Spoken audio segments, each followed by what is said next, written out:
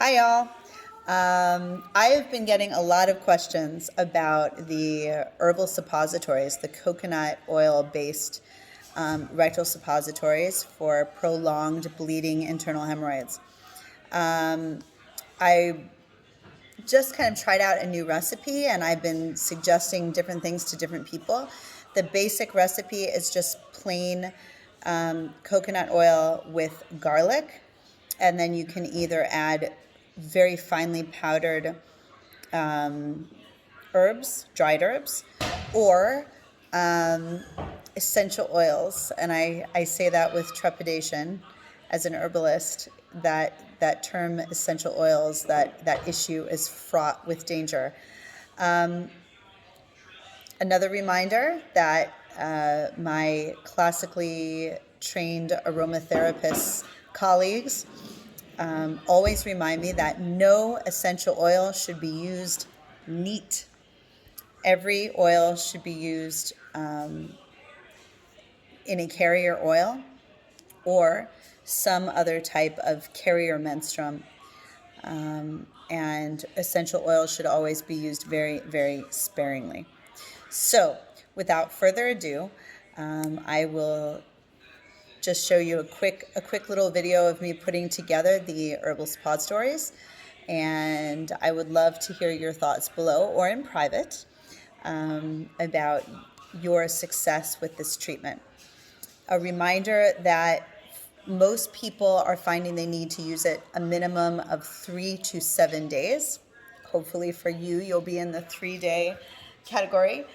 But you'll need to use it for those 7 full days as a start. And if you feel that you're not there yet, hang in there for another week. Give it the 2 weeks. You might need to take it for up to a month to see some kind of dramatic improvement. And I still haven't worked out how often one should take or use the suppositories at beyond that time, once the immediate kind of acute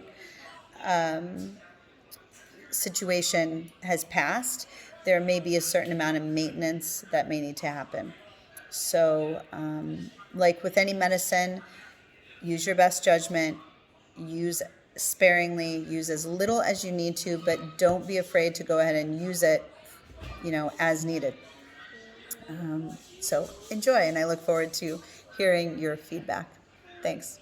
Okay, so I didn't start recording when I first started making this, but I am making up internal hemorrhoid suppositories. This is for internal hemorrhoids that can't be reached easily like external hemorrhoids.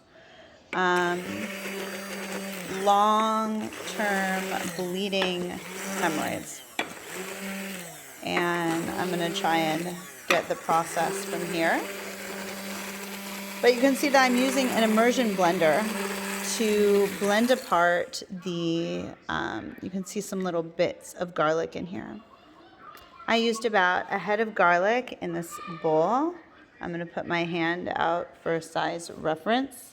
It's a pretty large bowl.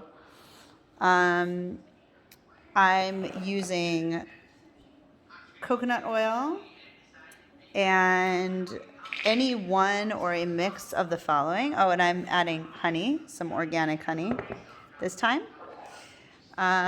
So different essential oils that you can consider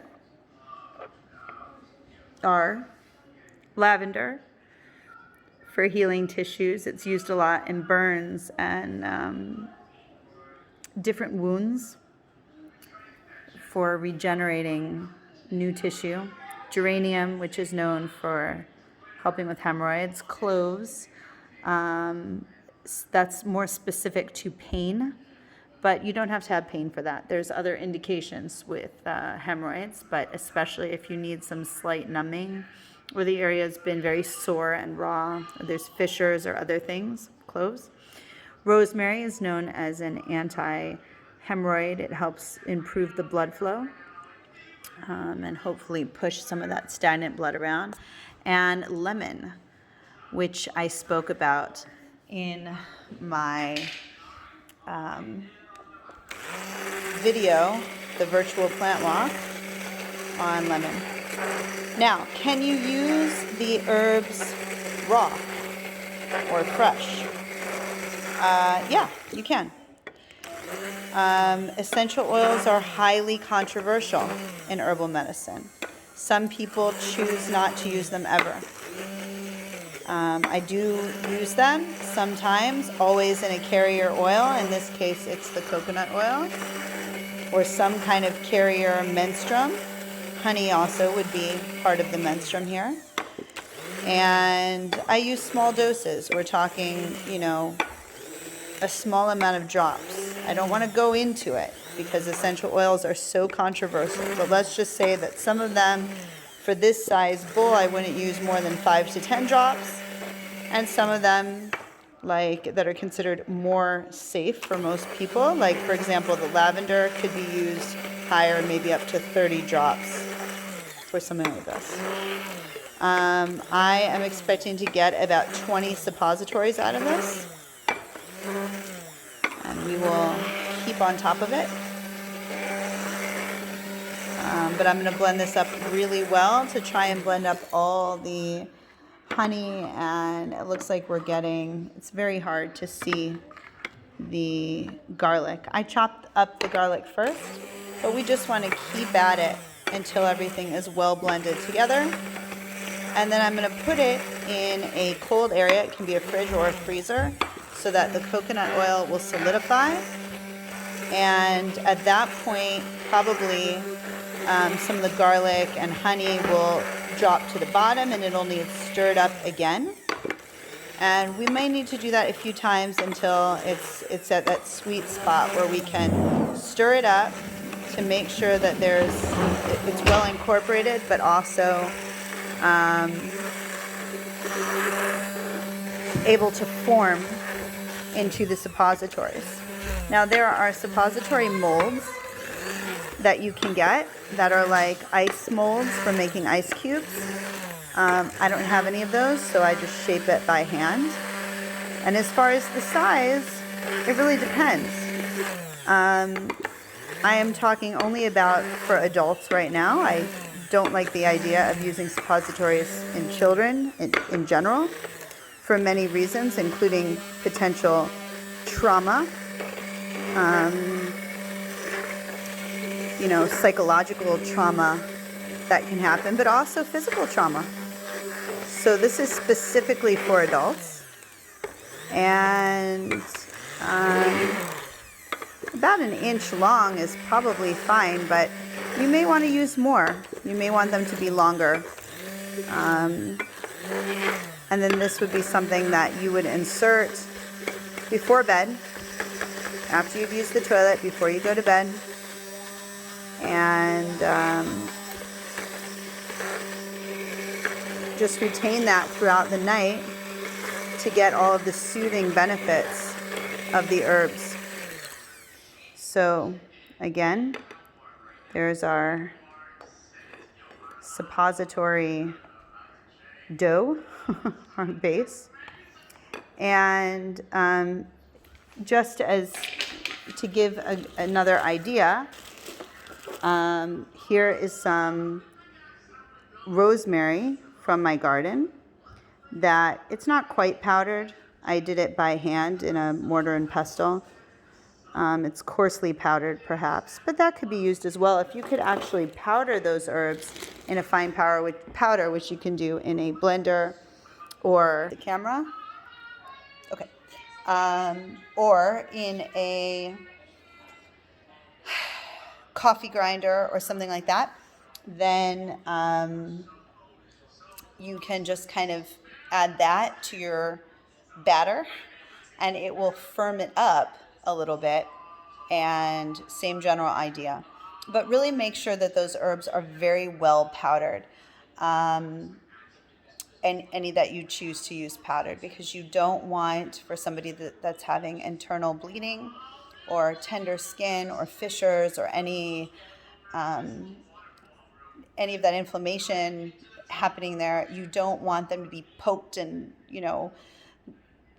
uncomfortable due to either using too much of the essential oils or B, using herbs that are potentially pokey or, not perfectly powder fine.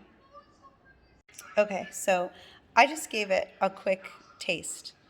Again, you want to make sure if you're going to be tasting it and you're using essential oils, that you have a very small amount of essential oils in there. But I'm a big believer in, here, this is a nice background, is it not? I am a big believer in, if you're putting something into your body internally, so if that's through the vagina, the anus, nose, ears, mouth, it should all be something that you could eat. Okay, so if I'm, any one of these holes should be food safe as a general rule of thumb. Okay. We talked about the garlic oil for ears. And I mentioned that this is also a food. And so I take all of my food precautions. So I make sure I'm using a clean cutting board, and I make sure that I've washed my hands, and I make sure that that we can eat it, basically. But I don't like putting anything into any part of my body, or recommending that anyone put anything into any part of their bodies, if it's not something that I wouldn't feel comfortable with them or myself ingesting orally through eating or drinking. So I did go ahead and give it a taste. And the interesting thing about this, also from personal experience, is that when you use a suppository, be it anal or vaginal, you can actually taste the taste of the suppository in your mouth, typically within just a few seconds, if not minutes. So you might get a garlicky taste in your mouth if you're using, an anal or vaginal suppository. I think I also had that experience when I used garlic oil in my ear, that I was able to taste it at some point as well, because in the herbal medicine tradition, we do not see our body as different parts that needs, I'm like gesturing with my hand, not so helpful, that needs like a different specialist for each part. We see ourselves holistically, meaning the whole person, and every part is interrelated. My eyes and my vagina or my armpits or whatever, they're all part of the same being.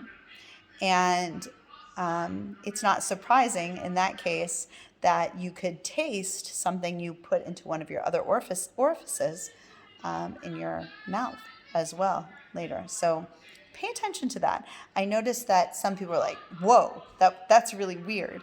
I said, pay attention. Pay attention next time you do that. Instead of like trying to ignore our bodies, try and go deeper into your body and see, do you do you have that smell or taste of something you put in other part of your body? Does it pop up for you again later? And you may be surprised to find that it really does. One blood system, one bloodstream in our body moving around. Everything's interrelated. Just a fun aside.